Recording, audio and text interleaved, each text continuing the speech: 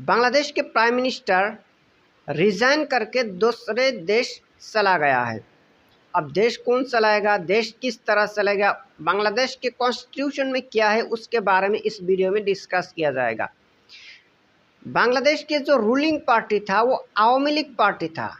ये 2009 से 2019 से देश चला रहा था, लेकिन ये सरकार आने के बाद 2011 में एक जो बड़ा काम किया है वो बहुत ही कंट्रोवर्शियल था।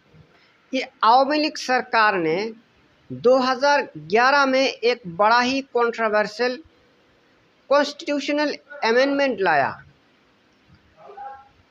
इस 15th कॉन्स्टिट्यूशनल अमेंडमेंट में आवामी लीग सरकार ने ये डिसाइड किया कि इसके बाद जब भी इलेक्शन होगा, रूलिंग पार्टी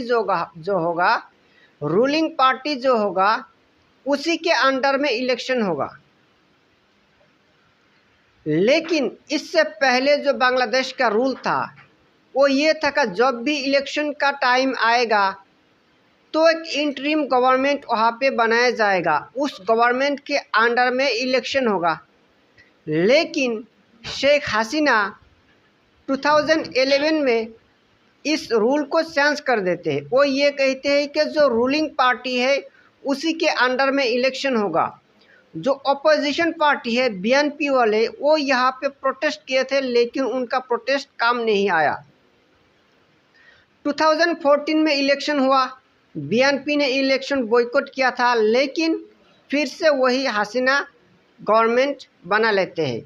उसी तरह 2018 में भी जो इलेक्शन हुआ था वहाँ पे भी बहुत सारा प्रोटेस्ट हुआ था, वायलेंस हुआ था, लेकिन आखिर में जाकर हसीना का ही गवर्नमेंट बन जाते हैं।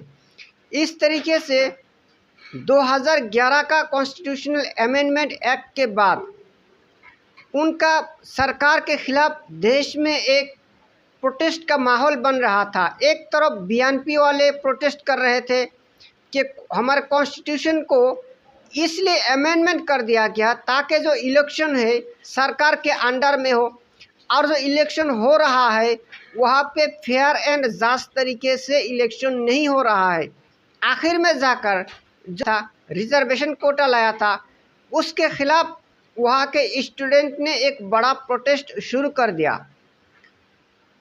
प्रोटेस्ट यहाँ तक आया, आखिर जाकर प्रोटेस्टर का ये कहना था कि प्राइम मिनिस्टर को रिज़ाइन करना होगा। आखिर में जाकर प्राइम मिनिस्टर ने रिज़ाइन करके अपना देश छोड़कर दूसरा देश चला गया है। अब बांग्लादेश सरकार अभी कौन चलाएगा, कौन सरकार बनाएगा? नेक्स्ट सरकार बनने से पहले तक देश में कौन सा लोगों का राज रहेगा, कौन देश चलाएगा, ये अभी तक डिसाइड नहीं हुआ है।